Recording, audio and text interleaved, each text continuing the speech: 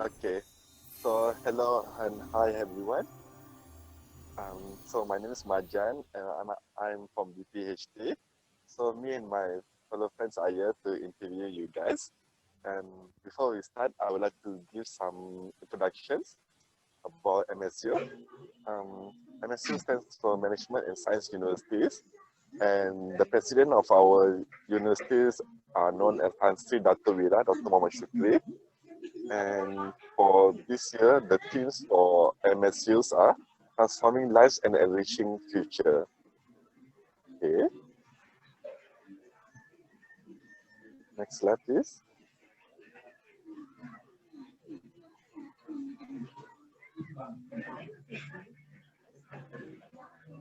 Okay. So these are some of the backgrounds about MSU. First of all, MSU, are also known as Management and Science Universities, was established in the year of 2001 as a higher education institute in Shah Alam. Till 2007, it was more known as University College of Technology and Management, Malaysia.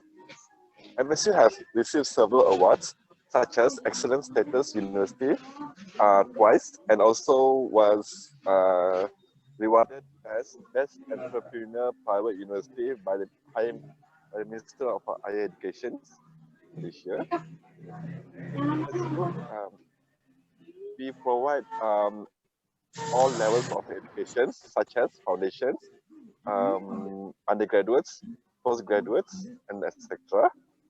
to everyone who's willing to gain knowledge. Okay, next.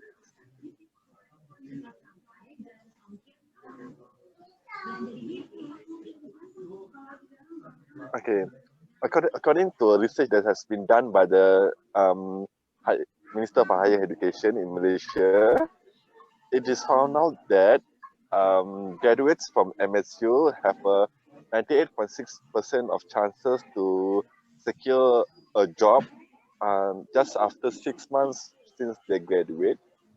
And MSU also currently at the stage of 301 in 2019 times higher education world university impact ranking, and at the same time it makes MSU as the what one of the top 1.8%.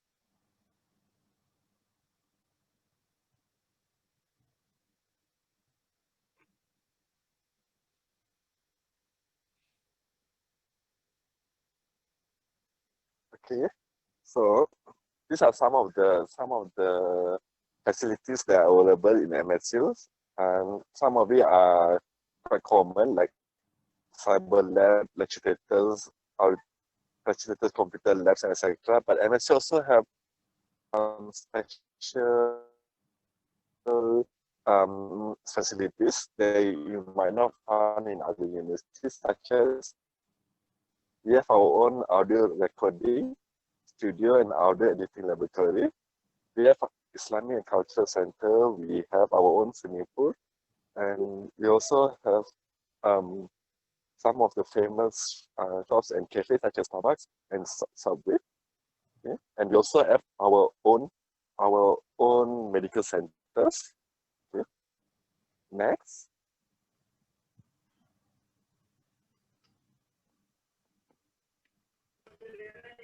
Okay, thank you, Marjan. Next will be present by which session about Malaysian demography. So you can hear me, right, guys? Yes. These are the statistics which show on the total amount of population of citizen and non-citizen, which is currently in 2020 there is 29,696.9, and for the non-citizen is 2,960.4. So total percentage of population of citizen increasing is 1.1 for the citizen, and non-citizen is 5.9. So these are the overall the pie chart which shown the percentage of citizen which is according to the ethnic group. So basically, if we compare to the 2019, the nation, which is the Bumiputra ethnic, increasing by percentage of 6.96, 69.6, which compared to 2019 is 69.3 only. But compared to while that, the Chinese or an Indian, the population are decreasing compared to 2019, which is 22.6, and the before this is 22.8, and 6.8 for Indian, and before this previous year, which is 6.9 percentage. This is the estimation of 2020 of citizens. Now, this is the estimation population of current citizen in Malaysia, which is according to the Jabatan Perangkaan Malaysia. So the total of citizen in Malaysia is 29.7 lakhs, and the population according to the genders is 16.8 lakhs for the male, and the female is 15.7 lakhs. This is according to their age, and this is the ethnic group which I had said before this, Bumiputra, Chinese and India, and also this is the citizen which is above 60 years. 60 years. So the total is 29.2 years difference compared to 2019. So for the next, I'll pass to Harit. Okay, hello.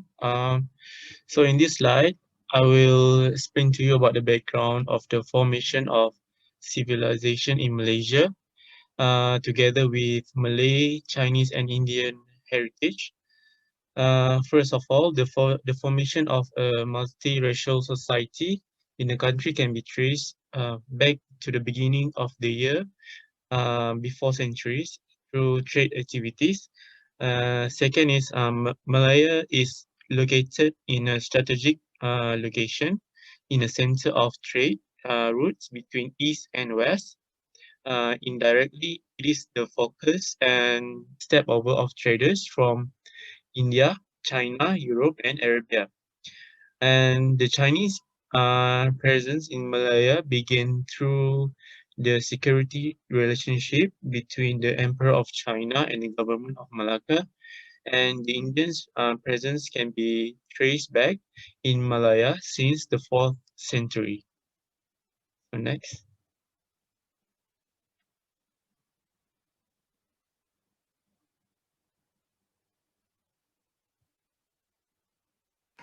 So before we proceed for the question session, maybe have a little bit introduction about yourself, Mohammed and Fakir.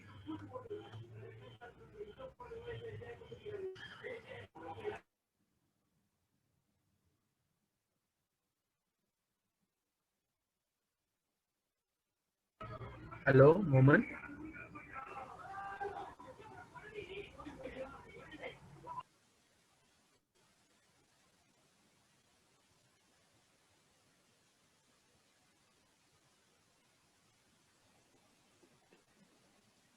Sorry, we cannot Mohammed, sorry, we cannot hear you, Mohammed.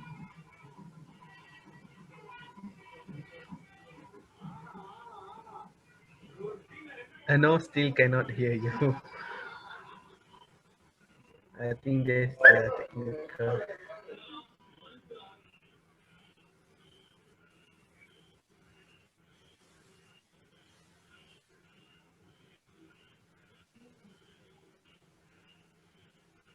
still no voice. Sorry.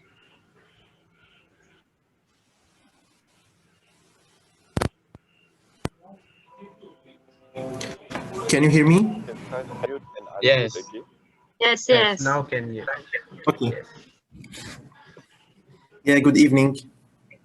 My name is Mu'min. I'm from Syria. I'm doing manufacturing engineering technology in University Technical Malacca, third year.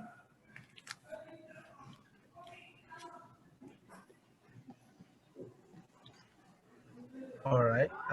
How about Roman? Sorry? Mas Batul, Mas Okay. Solid kenalan diri. Maybe I use Indonesian speaking. Ya boleh. Boleh ya?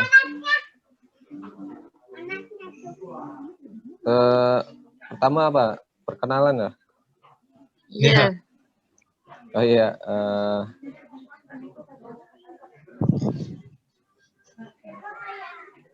My name is Muhammad Fatur Rahman. I live in Indonesia, Jakarta. I'm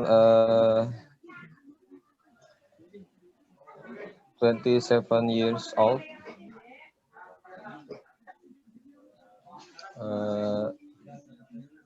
Saat ini saya bekerja di sebuah perusahaan, bukan perusahaan, sebuah tempat penyewaan sepeda.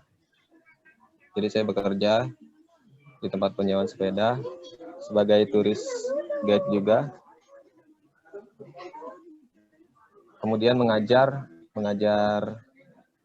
anak-anak.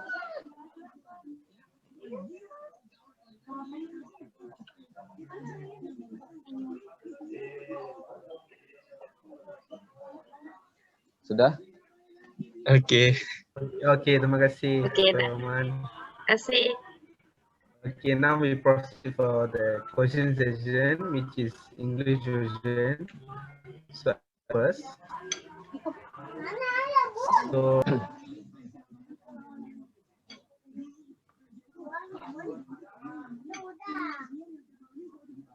so this is first question from myself, which is what is the cultural and religious background and the relationship between the communities in your country?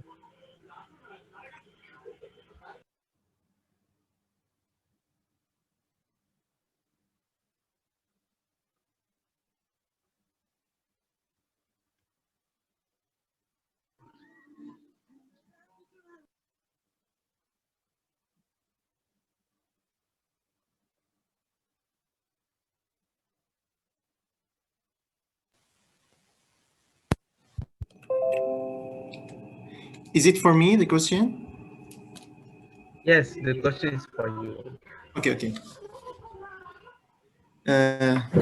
Actually, the Syrian society is a mixture of different ethnicities and religions and sects.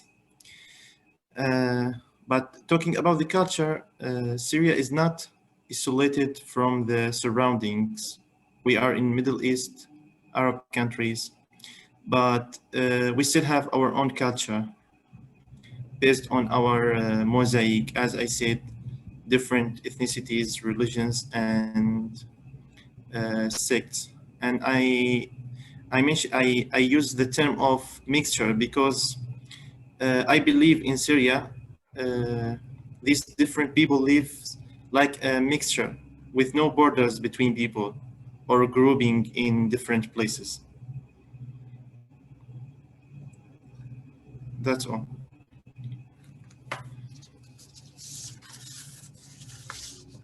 So for the second question for you, Oman, how far you know about the people and country of Malaysia? Yes, I've been living here for 3 years, so I think I'm familiar with the culture, with the different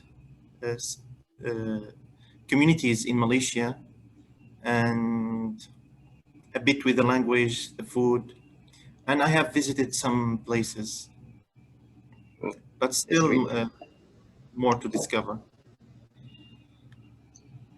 Okay, next question is, what is interesting about your country? I think the most interesting thing about Syria is its historical value. For example, Syria, Damascus, the capital of Syria, is the oldest continuously inhabited capital in the world. And there are many holy places for Muslims, Christians, and Jewish in Syria. The historical places, castles, I think more than 60 castles, and the oldest discovered alphabet has been discovered in Syria, the oldest music melody. So I think it's the historical value is the most interesting thing.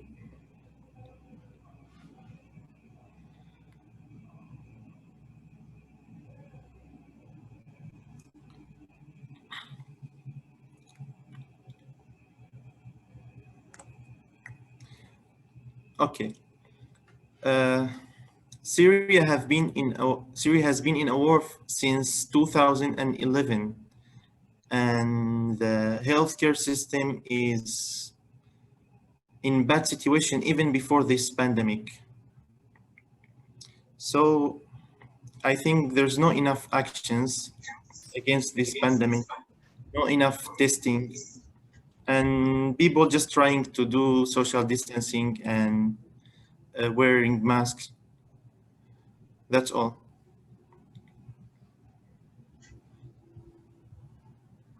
They are unable to do more. Hi, my question to you is, has the COVID-19 pandemic affected the development and the lifestyle of the people in your country? I can say yes, but not same like other countries. Why? Because this pandemic wasn't the worst thing happened in Syria during past few years. So it doesn't affect too much. The situation is already bad, something like that. And people cannot stop their activities because of this pandemic. So they are just trying to ignore.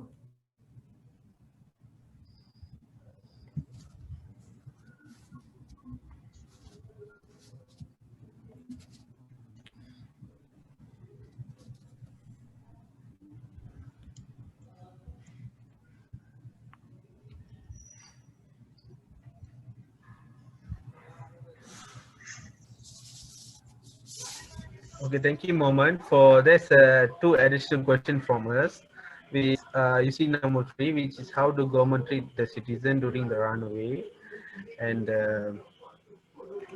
what is your opinion or point of view of the future of citizen impact from the runaway, your historical moment there. Okay, I think people run away looking for safety or opportunities or good life. So they will go back when they find their needs in Syria, and when the situation becomes better, they will go back. That's simply. Okay, Momen. Second question. Is the public transport in your country affected due to the pandemic? Yes, it is. People trying to follow the instructions, social distancing, not more than this.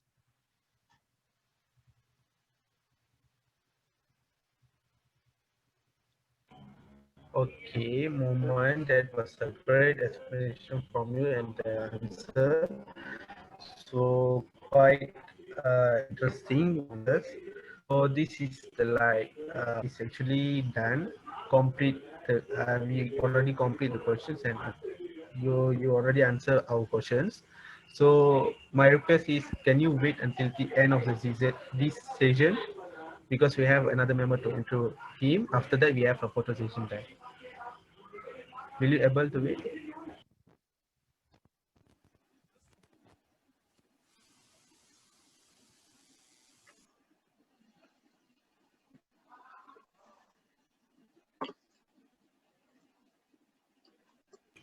Okey, sekarang sesi persoalan kepada Pak Rahman.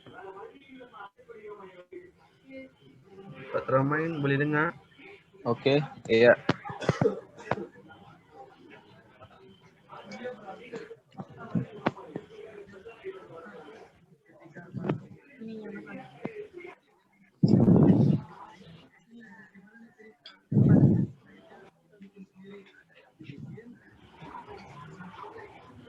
Okey, Pak Rahman, bagaimanakah latar belakang budaya dan agama serta hubungan antara masyarakat di negara kamu?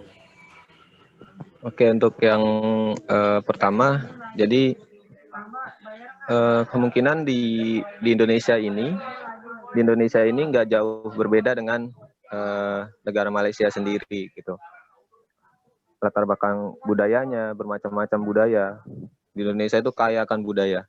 Kemudian hubungan antara umat beragama di Indonesia juga begitu kuat, ya kan? Karena di Indonesia didominasi dengan banyak agama dari Islam sendiri, Kristen, Katolik, Buddha, Hindu, dan yang lain-lain.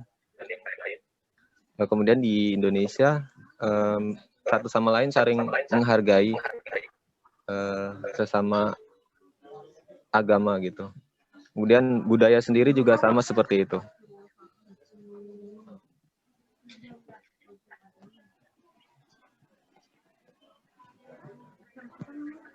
Oke, soal seterusnya, sejauh mana kamu tahu tentang rakyat dan negara Malaysia?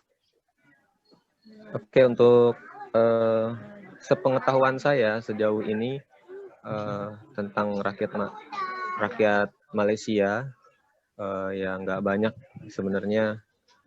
Juga sebenarnya saya sendiri juga punya banyak teman di Malaysia, jadi cukup sedikit tahu lah tentang Malaysia. Yang saya tahu Malaysia itu terbagi di 2 pulau ya, Malaysia Timur dan Barat, begitu kan? Ya, kita ada Semenanjung dengan Peninsula. Ya. Kemudian untuk negara Malaysia sendiri yang saya tahu di sana itu memiliki kerajaan, ya kan? Mungkin kalau di Indonesia itu presiden, ya kan? Untuk budaya dan juga makanan khas kemungkinan gak jauh berbeda dengan Indonesia sendiri, ya kan? Kemudian di Malaysia juga budayanya kuat gitu. Karena saya pernah punya teman di di sebuah pesantren itu ada dari Malaysia itu menggunakan pakaian adat yang begitu kental, ya kan? Untuk Muslim sendiri, Muslim fashionnya. Baju kurung. Oke, soal seterusnya, apakah yang paling menarik tentang negara kamu? Kalau Indonesia sendiri, yang paling menarik ya itu sebenarnya alam dan budayanya. Jadi alam itu Indonesia mempunyai banyak sekali pemandangan-pemandangan yang indah, ya kan, dari negara-negara manapun berkunjung ke Indonesia untuk menikmati itu. Kemudian budayanya juga bermacam-macam, dari mulai Sabang sampai Merauke, ya kan. Jadi kaya akan alam dan budaya, itu yang menarik.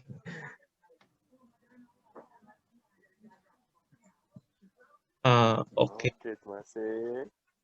Kalau di Indonesia, bagaimana sikap pemerintah dan masyarakat di negara kamu dalam menghadapi krisis pandemi COVID-19 hingga saat ini? Seperti apakah pemerintah Indonesia menindakkan hal-hal penting seperti sumbangan, bantuan atau apapun yang dapat membantu rakyat? Oke, jadi langkah pertama yang diambil pemerintah untuk menangani rakyatnya di dalam masa pandemi ini, terutama yaitu menaungi yang rakyat-rakyat yang ekonominya kurang mampu. Jadi yang bisa dilihat dari dari daftar riwayat pekerjaannya, dari situ bisa dilihat dari penghasilannya. Kemudian pemerintah mengkhususkan bantuan-bantuan itu untuk rakyat-rakyat yang membutuhkan. Gitu. Sedangkan rakyat-rakyat yang mampu itu mereka juga saling berdonasi, menyumbang untuk membantu rakyat yang tidak mampu. Jadi rakyat yang mampu membantu pemerintah untuk membantu yang tidak mampu.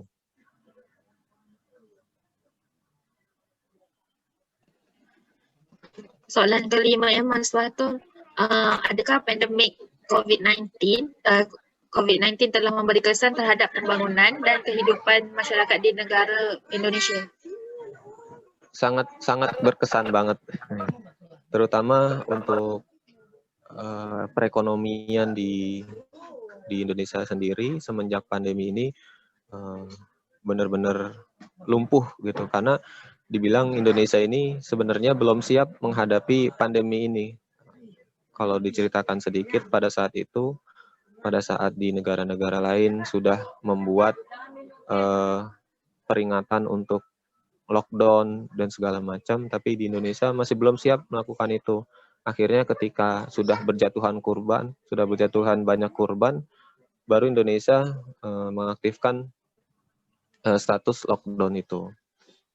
Akhirnya secara tidak langsung ekonomi di Indonesia sendiri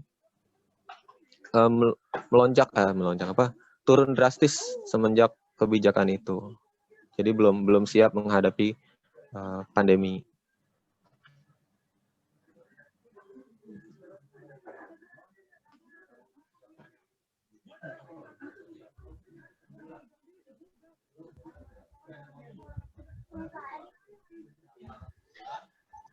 Hai, soalan saya ialah, pada pendapat anda, adakah tahap perempuan setaraf dengan tahap lelaki dari segi pendidikan dan pekerjaan di negara anda, dan berikan 2 sokongan pada jawapan anda?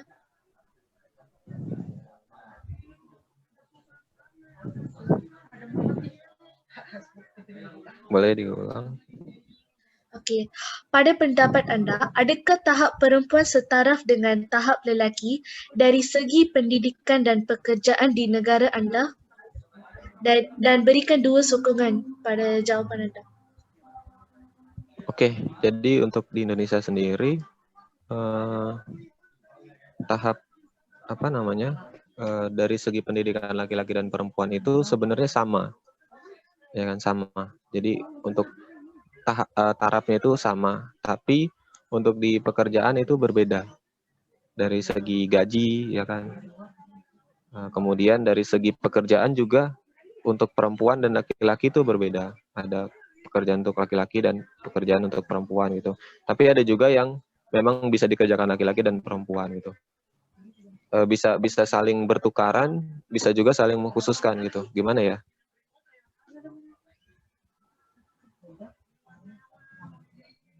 Jadi kalau untuk taraf pendidikan laki-laki dan perempuan itu sama, saya rasa sama. Okey, ini adalah soalan yang terakhir. Pada pandangan anda sebagai rakyat di negara Indonesia, apakah cara-cara untuk mengeratkan hubungan di antara kaum semasa pandemik COVID-19? Oke, untuk sebagai rakyat sebagai warga negara yang baik, ya kan, sebagai warga negara yang baik, untuk mengeratkan hubungan antara sesama kaum itu ya kita tetap mengikuti arahan dari pemerintah kita, mengikuti arahan dari presiden kita, ya, pemerintahan kita, mengikuti protokol kesehatan COVID-19. Kemudian ya untuk masalah beribadah sendiri sebenarnya dibatasi oleh pemerintah karena pandemi, ya kan. Nah, dengan begitu kita tetap menjaga hubungan antara agama satu dan yang lainnya dengan cara mengikuti dari protokol kesehatan pemerintah.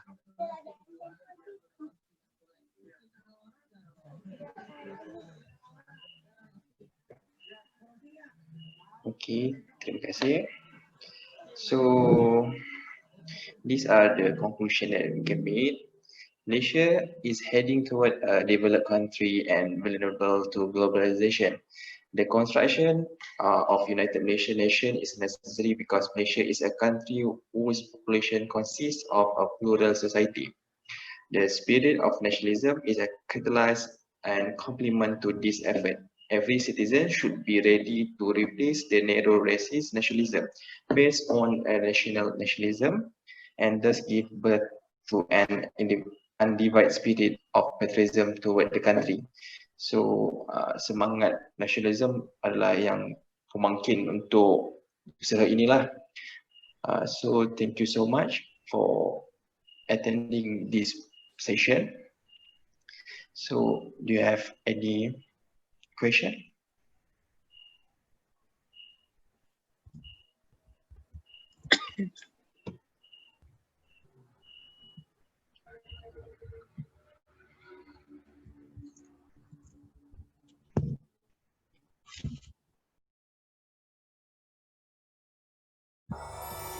Okay. So hi Omar. Hello. Hi, I'm Majan. I'm studying in MSU currently. So MSU stands for Management and Science Universities. And some background about the university. Well, the president of our university, known as Tan Sri Dato' Dr. Muhammad Shukri. And for this year, the motto future. Okay.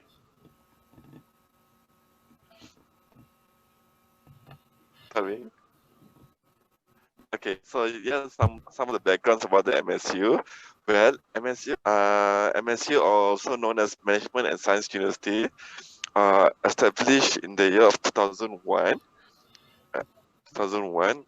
And it was known as a higher education private institution, inshallah. Till 2007, it was more knownly as University College of Technology and Management, Malaysia.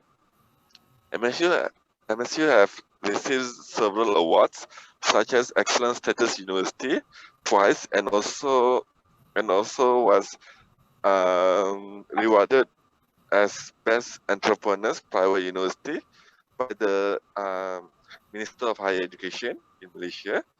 In MSU, they provide several level of educations, such as foundations, undergraduates, and also postgraduates. Okay, next.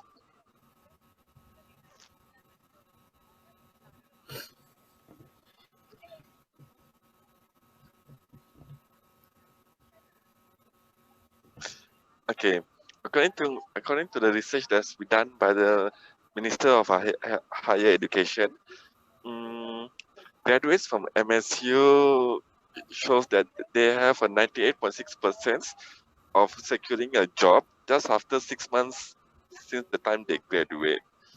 MSU also currently at the top 301 in the 2019 Times Higher Education World University Impact Ranking, which also makes them one of the 1.8% top universities in the Asia. Okay, next I pass to my friend.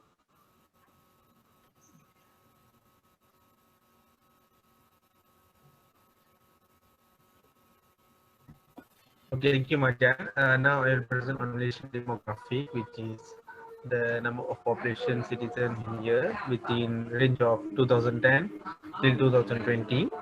So basically, we can compare 2019 to 2020, which is the population has been increased, which is 2932.7 into 29,696. If you see this percentage of citizens in Malaysia, yeah, according to the ethnic groups.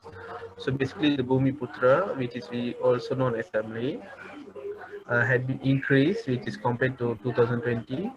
69.6, which is compared to previous one 2019, which is 69.3. So that's the increasing of population. But compared while that the Indians and Chinese showing the decrease of population in Malaysia compared to 2019, that 22.8 of Chinese and 22.6 and 69.6.9 Indians and 6.8% of Indians compared to 2019. So this shows the decreasing of population. And now, yeah, this is from the statistic from the Jabatan Malaysia, which is Malaysia's department. Their estimation of current population citizen in Malaysia according to the genders, ethnic groups, age, and also above 60 years. So that was the estimation and image for you. So next I will pass to my friend Harith for the background explanation. Hello. In this slide, I will explain to you about the background of the formation of civilization in Malaysia, together with Malay, Chinese, and Indian heritage. So first of all, the formation of a multiracial society in the country can be traced back to the beginning of the year AD through trade activities. And then the Malaya is located in a strategic location, which is in the center of trade routes between East and West. Indirectly, it is the focus and step over of traders from India, China, Europe, and Arabia. And then the Chinese presence in Malaya began through the security relationship between the Emperor of China and the government of Malacca. And the Indians' presence can be traced back in Malaya since the 4th century. So next.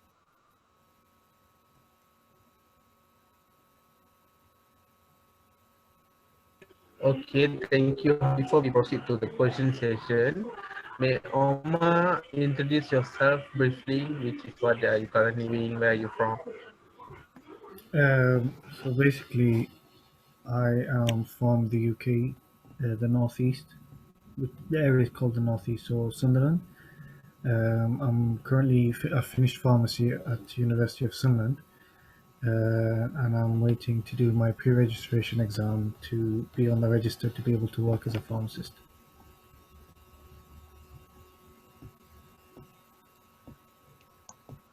Okay, thank you, Omar. Now we proceed for the question session. Okay, Omar. So this is the first question. What is the cultural and religious background and the relationship between the community in your country? So I think from the UK standpoint, religious wise, it's meant to be Christian, but culturally there is some aspects that are used. So for example, like Easter holidays is more of a religious background, religious holiday, whereas culturally they might put in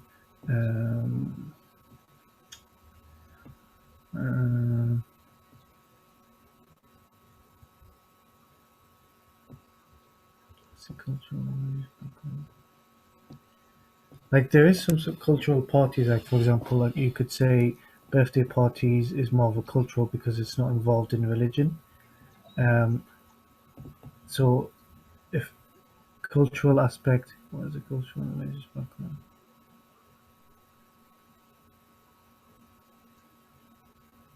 I think you need both of them, religious and cultural. Can you give me an example?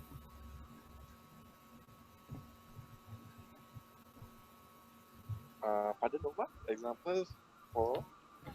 Like, because I'm not really understanding the question from terms like what is the cultural and religious background relationship between the communities? I mean, like, I just want to know about what's the main culture in your country, and then what kind of what religion you have in the country, and then how the people are there, like generally how you describe UK people, something like that. So, religious, there is the main one, Christianity. Then you have the fastest growing one, which is Islam. You have also Sikh, but as a minority, as Sikh religion. Jewish is probably more than the Sikh in terms of population wise. With that, they come with different types of cultures. So you've got the traditional UK culture. Then most of the Muslims that are in the UK are from an Asian background. So they bring their Asian culture from their parental root um, into the what you say general types of cultures. Then you have also the Sikh minority is from an Asian background, and they bring their culture across through their parents' root. Um, and for the Jewish, there is also European uh, predescendants that are bringing in their culture, which makes it into like a multicultural environment, anyways. Okay. Is that what you're asking? Yeah. Okay, next question is how far you know about the people and country of Malaysia? Before going to university, I didn't know much about Malaysian culture Overall. or overall. Yeah, um, I knew it was one of those strong economical backgrounds in terms of the Asian peninsula. Um, but in terms of the people and the heritage, I didn't know much. Um, apart from the actual presentation that you went through at the start, I knew there was like an Indian association, and there was like a Chinese, Malaysian, and then there's original Malaysians that lived in the country. Um, but I didn't know. I knew though that they kind of lived in the same area, um, but in terms of actually knowing a lot of information, I wasn't very aware of it. Okay, Okay. thank you. The next question is what is interesting about your country? I guess in terms of the UK, there's a difference in the UK is about it's consisting of Scotland, Ireland, Wales, which are all in one in terms of one unity in terms of the name of the United Kingdom.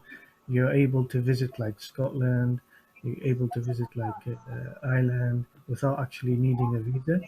Um, just and there's different areas which you can visit. There's like the countryside.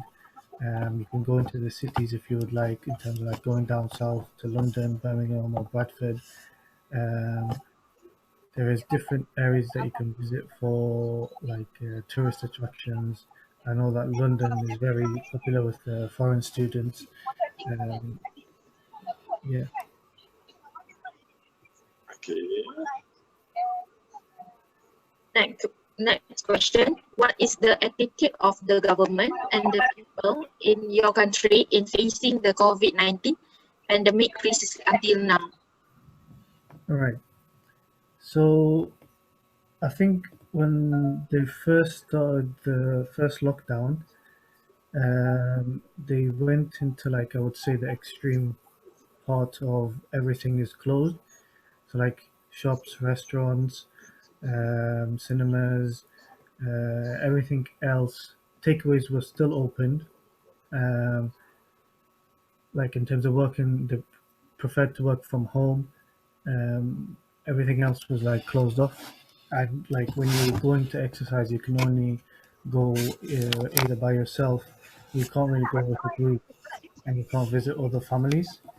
Um, so that was the first lockdown, and then when which took about 3 or 4 months, and and then after that, the government allowed the people to go back to work and all the other shops to open up, like retail aspect. And then now they've went through the second lockdown, which has been about 1 month, where they've been more lenient in terms of like letting different aspects of retail to stay open. Restaurants, if they were able to do some deliveries, then they would let them go. But in terms of the people itself, there's been quite a few protests against like anti-vaccination, also anti-protest against the lockdown. But the government's idea, if you understand the attitude of the government, was because to slow down the infection rate, because with the UK, the majority or quite high population is of elderly age, and there's a risk of, if the COVID gets spread, which it currently has, but the infection is not as bad as it used to be when it first came to the UK. So they want it to not have too many beds that are taken up due to the crisis in the hospitals, to not overwhelm the NHS. But I think overall the government has done a decent job in terms of like they opened a few hospitals just in case if the infection rate went too high. I think it's called the Nightingale Hospital, but it wasn't really used, but it's there as a measure just in case if it goes south with too many infections.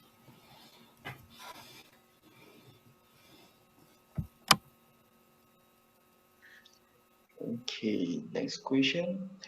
Has the COVID-19 pandemic affected the development and life of the people in your country? I think so. I think it's going to have a lasting effect for my generation, the future generations, in terms of like the tax. I think the tax is going to go higher up because of the loans that the government have taken. So they've put a few grants in for like takeaways and other forms of work, where they give about £10,000 just for if you had a takeaway that's been open for a while, just to keep the staff able to work and the money flow consistent, because quite a few jobs have been lost due to the pandemic because of the shops are not being open. Like for example, Cineworld announced a few months ago that they're going to be closing the cinemas around the UK just because they're unable because they're not working. There's no funds that are coming through from revenues. So they announced that they're going to be closing, and there is, however, the government allow like a furlough scheme, so they allow you to stay in the company, but you don't have to. You're unable to work because of the number of hours have been reduced, but you're still getting paid via that furlough rather than getting sacked. So that's just in case the infection rates go down, that they're able to go back into work. So the people that are furloughed are still in the company. But I think the government is starting to adapt. Before, like they had schools closed, the university was closed, everything else was closed in the first lockdown. But now, in the second lockdown, they're still allowing schools to continue. Even like universities are still allowing students to do online classes. But I do feel like it's going to have a long impact, especially after they do get a vaccine, if that does happen, that it will stain people's mentality for, I think, maybe for the next, either for the rest of their life or their future. Because it's like one of those one-off aspects. I don't know if it's going to happen again in life, but like you'll be able to speak about when you're older, like I've been through the COVID pandemic. Yeah.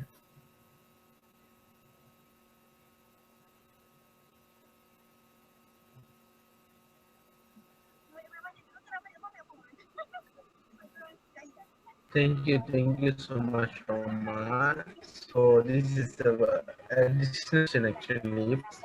So currently you are waiting for the pre-register as a pharmacist, right? So basic education system remains same compared before and after the COVID pandemic. Is there any change? In terms of pharmacy, they've changed just the exam aspect. It's rather than it's going to be written, it's going to be online. But the requirements, you still have to pass university. You still have to do a pre-registration up to a year working in a pharmacy, either hospital or community setting. That's for question one. And for question two, what kind of donation given by the government in handling economic crisis, job opportunities, and living standards? Yeah, I spoke about that earlier. So the donations the government gave, so like there's a £10,000 grant that's given to shop owners that have had a shop that has to be closed due to the COVID-19. For job opportunities, they've given furlough schemes which keep people still into in the loop of working for the company. So, for example, if they only require 10 jobs actually working and the other 10, rather than sacking them, they keep them on a furlough scheme. So they're still getting, I think it's up to 60% of their salary, and they don't work. But just in case the requirements for or the need for people to work, then 10 people will go back into the company, and that's to keep them from getting sacked. Living standards, like the first pandemic, the first lockdown, everything else was closed. Even like it was very difficult to get like a GP appointment. And I've heard like stories on like the Daily Mail, like people, like one girl was actually a form of cancer on her throat. But it was like 4 months where she was unable to get an appointment. And now because of the new regulations, they've changed it rather than being more extreme and closing everything off. She was able to get an appointment via Zoom, and the doctor actually said that she has end-stage throat cancer. And so even like surgeries, some of the surgeries were cancelled. Like for cancer patients, it was very difficult to get their treatment or even getting diagnosed.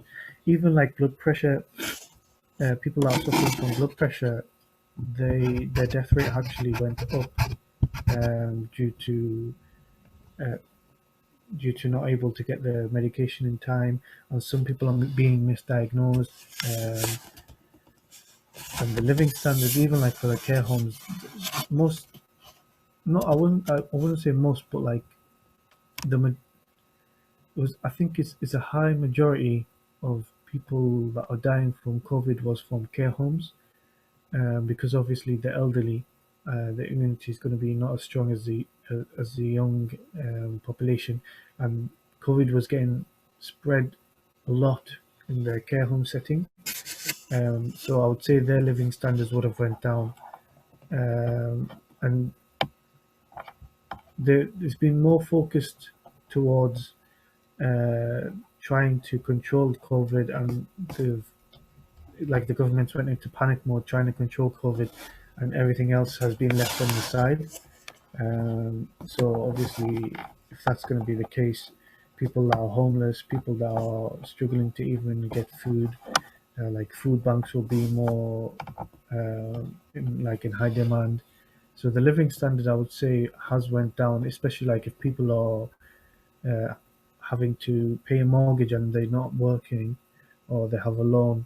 I think I would find that possibly that they will be struggling as well in terms of trying to pay the bills, trying to pay the mortgage at the same time. And if they have a family as well, it's going to be very difficult. Even like holidays, you're unable to travel outside the country. So people are more doing internal holidays, like going to parks and stuff like that. So yeah, I would say the living standard has went down.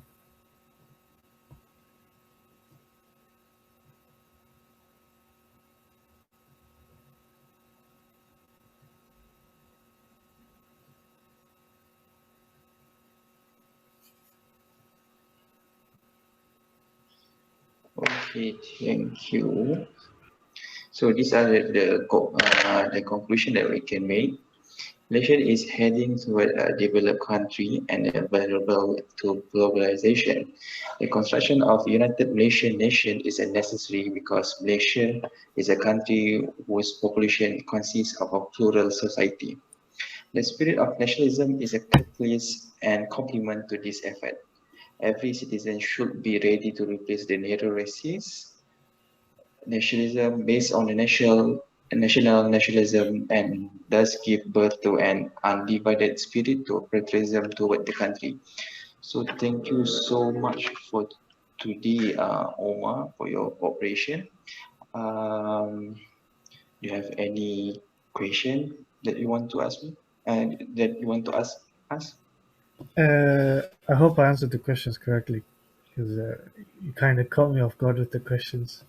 I didn't know that I had to be doing some thinking as well. It was good, thank you. Appreciate the opportunity.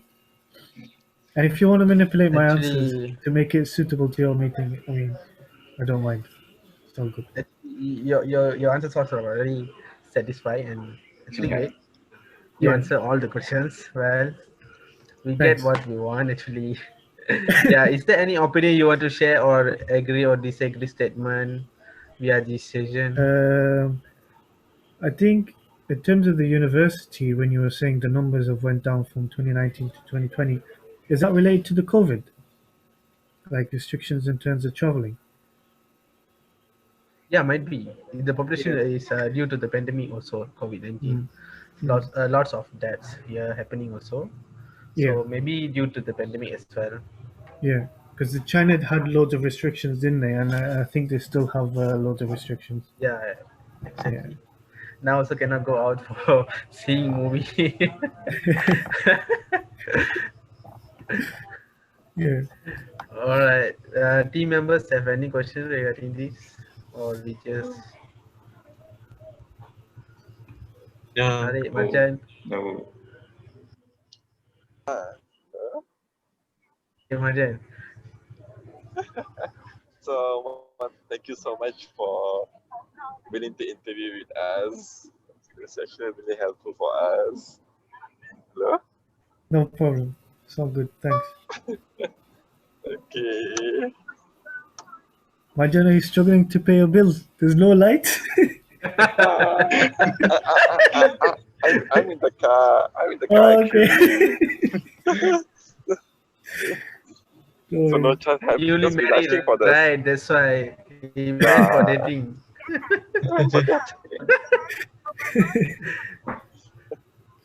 We have minimal lights. Okay. Thanks, everyone. All right. Good luck. Okay. All right. Thank you so Thank you so much, Omar. Thank you so much. No problem. Assalamualaikum. Wassalam. Okay. Guys, tunggu. Okay. Okay, 1 minit lagi. Right. Hai. 1 minit lagi ya. Jap. I start balik ni. Masuk balik What happened? link sama.